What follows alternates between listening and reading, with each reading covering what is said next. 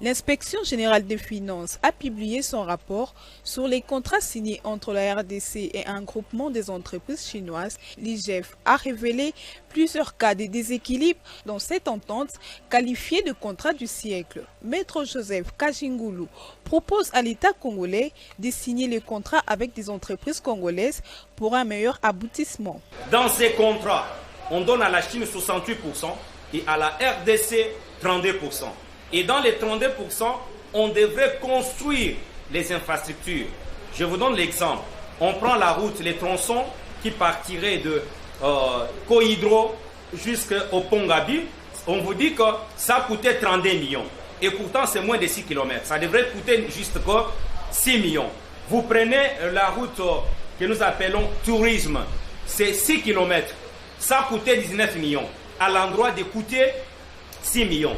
C'est une escroquerie du siècle. C'est que nous lançons l'appel, qu'il y ait la révisitation d'une manière rapide de ces contrats chinois. Et puis, les contrats avec la Chine mettent la RDC en difficulté.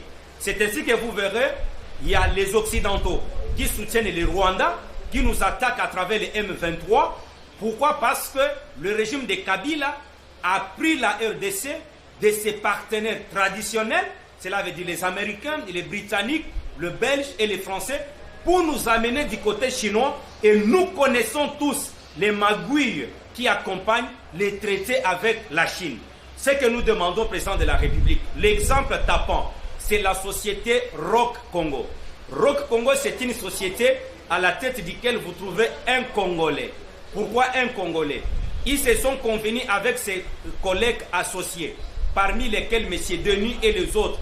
Parce qu'au sein du Rock Congo, il y a les Belges, il y a les Britanniques, il y a les Anglais, il y a les Néerlandais. Ils se sont dit, on confie la responsabilité de la direction générale à M.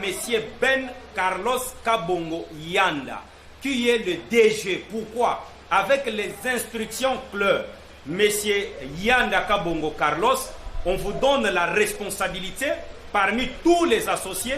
Vous devenez le directeur général de Rock Congo pour, sécuriser les intérêts de la RDC et des Congolais.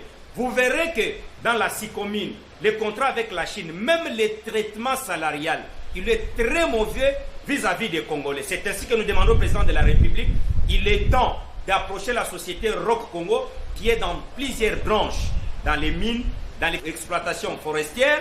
Ils sont encore dans les transports fluviaux et dans les sociales. C'est ainsi que nous demandons, à travers les Rock Congo, qu'on confie au Rock Congo que même 4 marchés, le Rock Congo a la possibilité de financer elle-même 25 à 40% de tout contrat qui lui sera confié pour l'intérêt de la nation. Et nous demandons au président de la République et toutes les autorités qui nous suivent d'approcher les responsables de la société Rock Congo et échanger avec eux pour le désenclavement de l'espace Grand Kassai, espace Grand Bandundu, espace Grand Oriental, disons Équateur, qu'on donne à la société Rock Congo ses avantages et vous verrez.